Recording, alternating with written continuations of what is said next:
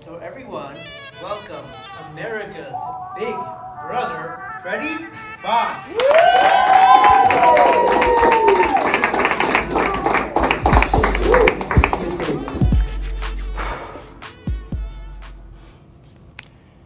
Hear me out, because I gotta confess. I got a whole lot of shit to get up off my chest. See, all my life I've been afraid to be who I wanna be. It's pretty creepy. See a mirror, but I don't see me.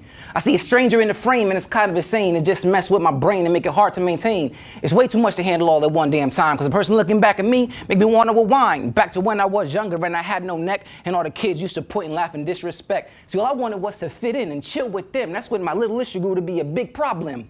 I started to believe that being me was wrong, so now I'm clearing out my head while I write this poem. Everybody criticized me just to make me cry, and there was plenty of times I just wanted to die. I even faked sick just to get out of school, because all the kids in my class was just way too cruel. See, growing up was real hard being teased all the time. It made me just clam up and not speak my mind. So being scared just to think or say how I feel makes your boy even wonder if I'm even real. I wrote that when I was 20 years old. I was working at Demo, assistant manager in Galleria Mall, and I was lost. I felt worthless. I didn't know what to do. And every night I was driving home, I would think about just driving my car right off that bridge, because I didn't know who I was. I couldn't find me, right? But that poem was the first step in me working on finding myself. See, I started to really focus on what I really wanted for me, what I wanted to be defined as. And three things came to mind that I really wanted to work on, right? I wanted to be a husband. I wanted to have a family. I want to have a career. And not long after writing that poem, I was sitting in the living room with my parents and I was asking them, I said, listen, I need y'all to come with me because I'm gonna go ask my girlfriend's parents for her hand in marriage. Now, if you know my dad, he does not leave the house for nothing. But he immediately, I'm there.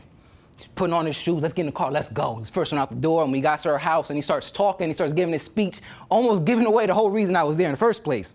But I let him have his moment. And we started planning the wedding, and when the day came, like my dad didn't come to any of my baseball games or graduations or things like that. He was never there for me, right? And I told him, I said, I forgive you, but I need you at my wedding. You have to be there. And he was. He spent the whole day. He didn't leave. And it was so important to me because that was the first time he was going to see his son as a husband. And not long after that, like every fairy tale goes, man, my wife got pregnant, gonna have my first baby, my baby girl. I was super excited. Gave birth in the hospital. I remember in the hospital going down to the cafeteria.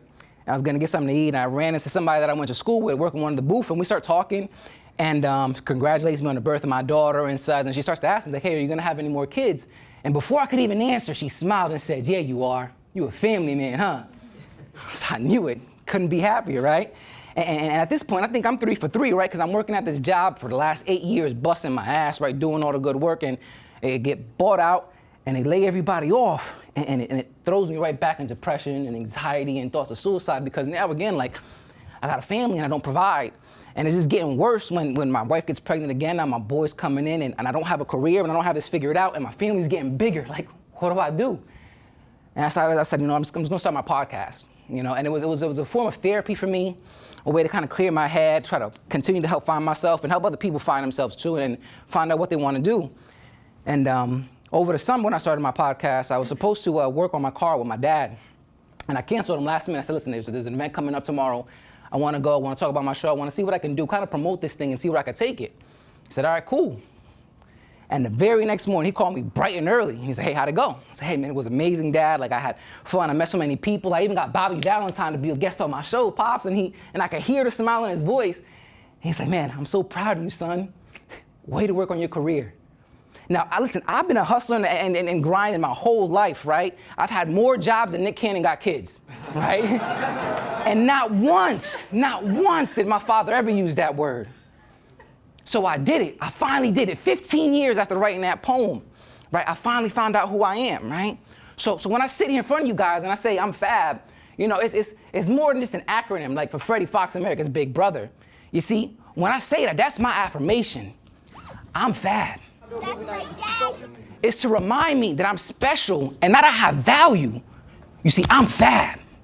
It's to remind me that I should never forget who I am and be proud of who I am, what I do. And I want all that for all of you guys, right? I want you to feel that. I want you to go there. And on your way to finding yourself, you are going to lose some people.